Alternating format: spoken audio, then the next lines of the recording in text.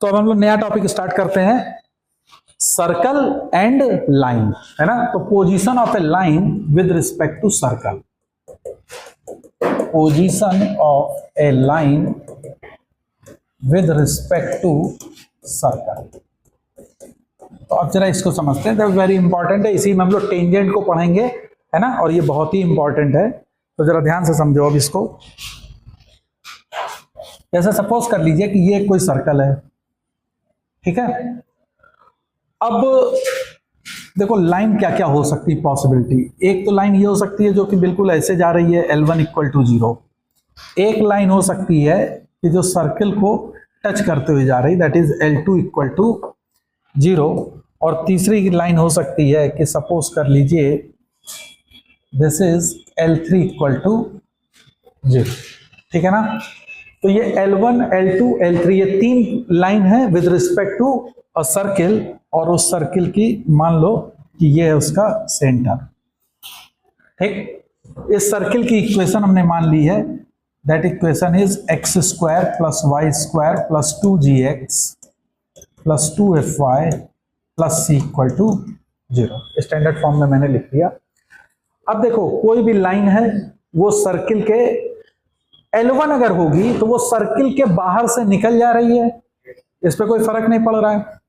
दूसरी जो पॉइंट है वो क्या है, सर्किल को टच करते हुए जा रही है, मान ले रहा है कि ये सर्किल को पॉइंट M पे टच कर दे रही है। और तीसरी लाइन जो है वो L3, तो L2 जो होती है वो कहलाती है टेंजेंट, जो सर्किल को टच करते हुए जाएगी वो क्या कहलाएगी, टेंजेंट। और L3 जो है वो सर्किल को दो पॉइंट पे कट कर रही है, तो वो कहलाती है सेकेंड, है ना, जिसको हम लोग कॉर्ड भी बोलते हैं। क्या कहते हैं, कॉर्ड। अब हम लोग कैसे समझेंगे कि कोई लाइन सर्किल पे टेंजेंट है, कि वो कॉर्ड होगी कि नाइदर टेंजेंट नॉर कॉर्ड, मतलब वो बाहर से निकल जाएगी। तो सबसे पहला आप लाइन पे परपेंडिकुलर ड्रॉप कर दीजिए उसके सेंटर से। This is very very important concept, ये याद रखना, हमेशा ये यूज होगा। क्या, सेंटर से परपेंडिकुलर ड्रॉप करना है किस पे, लाइन पे। ओके, मान लो जैसे कि लाइन अभी मैं फॉर एग्जांपल इसमें ले रहा हूं कि ax plus b y plus c वहां पे भी है, तो यहां पे c1 equal to 0। Let ax plus b y plus c1 is equal to 0, this is the equation of a line, ठीक है ना। अब ये लाइन पे आप इसके सेंटर -g, -f से परपेंडिकुलर ड्रॉप करिए। तो लेंथ ऑफ परपेंडिकुलर क्या होगी, लेंथ ऑफ परपेंडिकुलर किस पे, फ्रॉम सेंटर टू लाइन, मान लो इसकी लेंथ है d, ओके, ठीक है। तो ये d कितना निकल के आ जाएगा, मॉड इसके सेंटर से इस पे परपेंडिकुलर ड्रॉप करोगे तो क्या होगी, -ag माइनस bf, बोलो भाई, plus c1 upon under root a square plus b square. अरे होगा कि नहीं होगा, ये हो जाएगा लेंथ ऑफ परपेंडिकुलर, है ना। अच्छा, रेडियस तुमको मालूम है, सर्किल की रेडियस मालूम होगी, तो रेडियस क्या है इस सर्किल की, under root g square plus f square minus c। अब देखो कंडीशन क्या, तीन कंडीशन अराइज होंगी। पहली कंडीशन, जब d की वैल्यू r से बढ़ जाएगी, when d is greater than r। अब d अगर r से बड़ा होगा तो ऑब्वियसली ये देखो इस पर्टिकुलर लोकेशन में तो d और r सेम है, और इस वाले में तुम देख रहे हो तो d की वैल्यू r से बड़ी है। तो जब d r से बड़ा होगा तो इसका मतलब होगा वो लाइन कौन सी रिप्रेजेंट हो रही होगी, L1, यानी कि नाइदर टेंजेंट नॉर सेकेंड या कॉर्ड, है ना। तो ये पहली कंडीशन होगी कि neither tangent nor chord, NTNC, है ना, that is neither tangent nor chord. आप पूरा लिख लीजिएगा, नाइदर टेंजेंट नॉर कॉर्ड। कब, जब length of perpendicular from the centre to the line is greater than to the radius of the circle. Is that clear.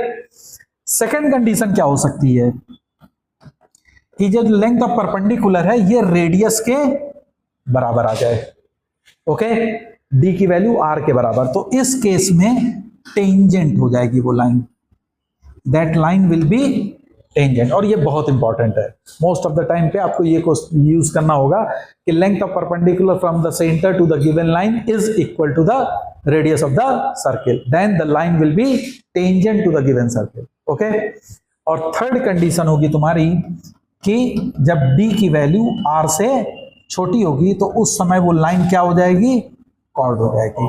तो ये तीन condition आपको हमेशा याद रखनी है कि कोई भी लाइन का विद रिस्पेक्ट टू सर्किल हमको अगर चेक करना है तो सेंटर से लेंथ ऑफ परपेंडिकुलर आप चेक करेंगे, अगर वो रेडियस के बराबर आ गई तब टेंजेंट है, रेडियस से कम आई तो कॉर्ड होगी, और रेडियस से बड़ी आ गई तो वो नाइदर टेंजेंट नॉर कॉर्ड होगी। Is that okay?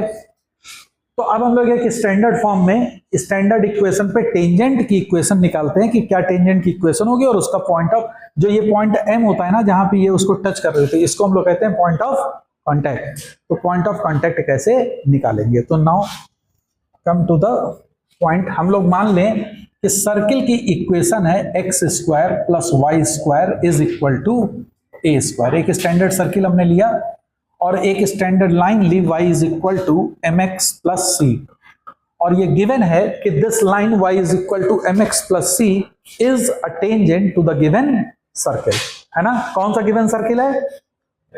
x square plus y square is equal to a square.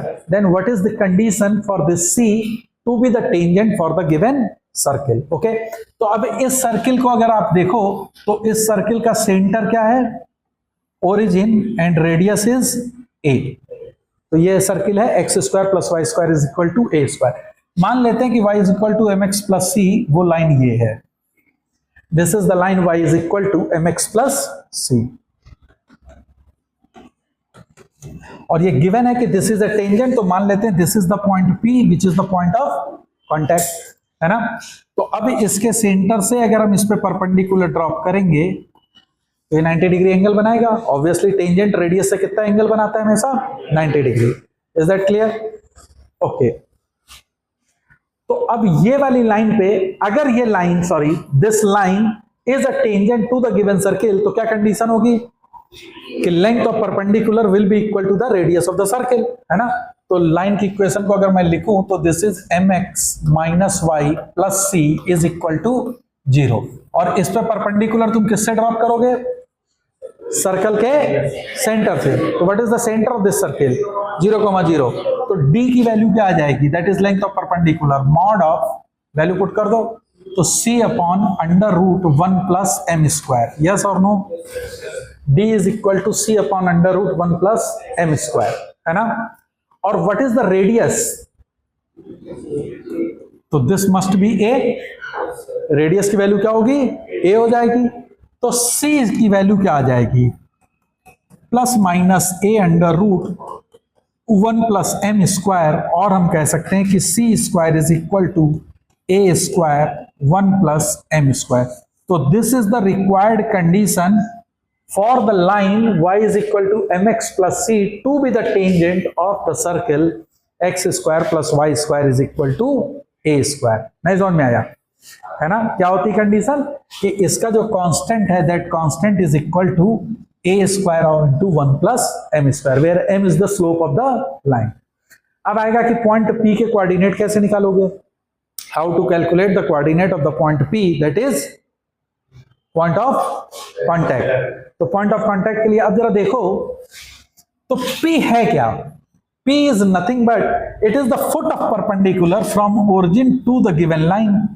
इस लाइन पे फुट ऑफ परपेंडिकुलर है, बोलो। तो अगर मान लें हम इस समय कि P के कोऑर्डिनेट h, k हैं, तो फुट ऑफ परपेंडिकुलर किसी भी स्ट्रेट लाइन के लिए हम लोग कैसे निकालते हैं? h माइनस जहां से डाले जा रहे हैं फुट 0 अपॉन x का coefficient that is m is equal to k minus 0 upon y का कोफिशिएंट दैट इज -1, बोलो भाई, is equal to minus of, इसमें आप वो वैल्यू पुट कर देंगे जहां से परपेंडिकुलर ड्रॉप करा जा रहा, तो क्या है 0 0, तो क्या बनेगा c अपॉन x स्क्वायर का कोफिशिएंट प्लस y स्क्वायर का coefficient that is 1 plus m square. ये मालूम है आपको? This is the foot of perpendicular. तो जरा h की वैल्यू बताओ क्या आई? -mc upon 1 plus m square, and what is k? K is nothing but it is c upon 1 plus m square. Is that okay? तो point P के coordinate क्या आ गए? What is the coordinate of point P is minus cm upon 1 plus m square, comma c upon 1 plus m square. तो this is the point of contact, और c की value हम कहां से निकालेंगे? That is plus minus a under root 1 plus m square. Okay, तो जब अगर तुम c पॉजिटिव लोगे, वहां से मान लो c तुमने लिया a under root 1 plus m square, तो c पॉजिटिव अगर होगा तो यहां पे c की वैल्यू पॉजिटिव वाली रख दोगे, और जब तुम c की value minus a under root 1 plus m square लोगे तो वो c की वैल्यू यहां पुट कर दोगे, तो you will get different values.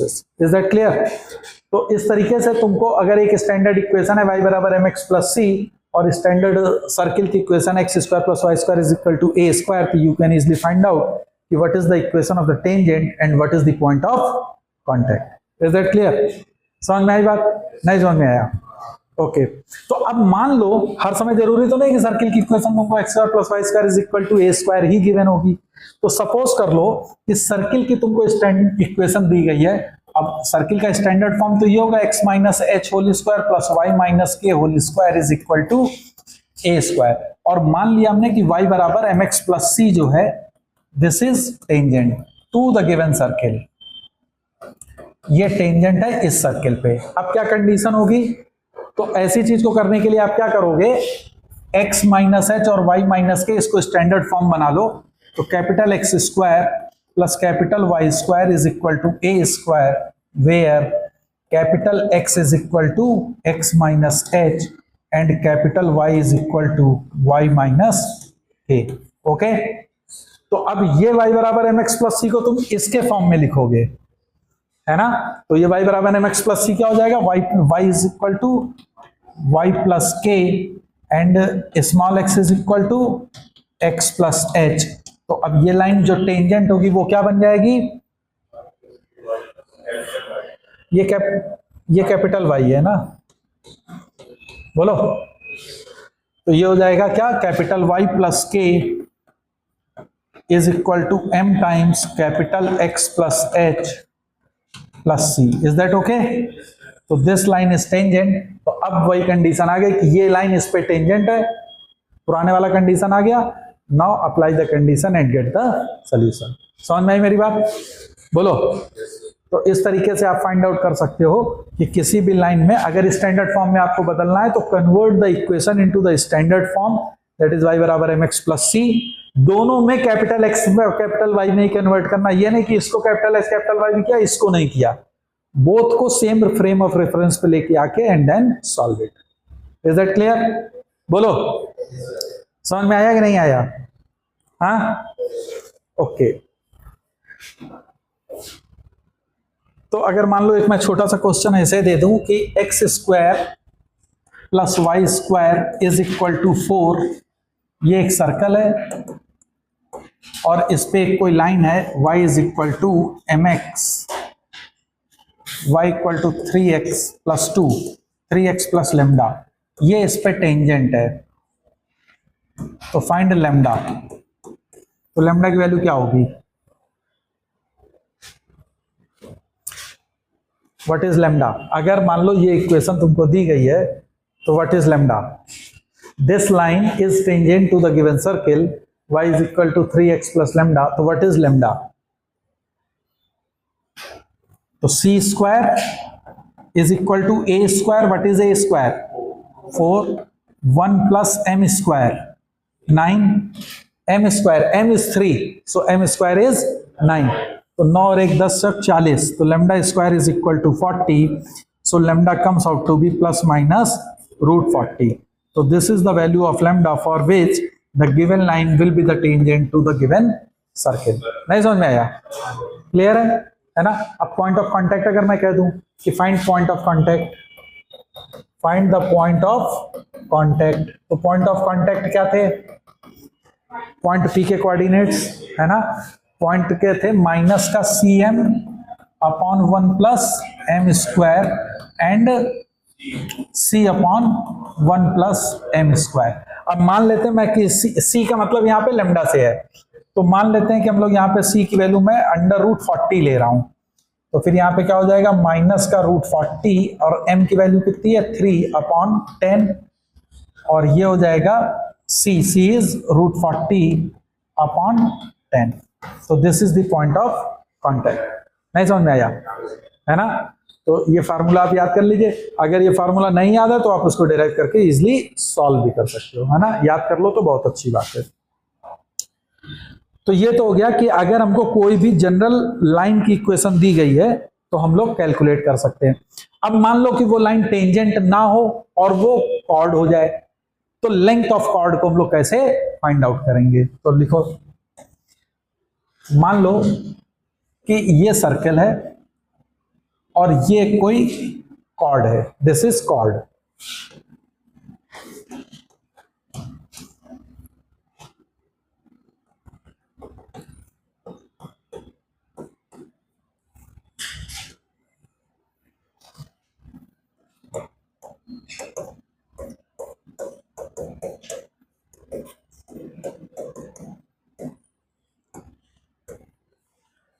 मान लिया ये कोई सर्किल है, सर्किल की इक्वेशन है x minus h whole square plus y minus k whole square is equal to r square, और एक कोई ये कॉर्ड दी गई है, this chord is nothing but ax plus b y plus c equal to 0, और कहता है कि ये circle cuts the two points a and b।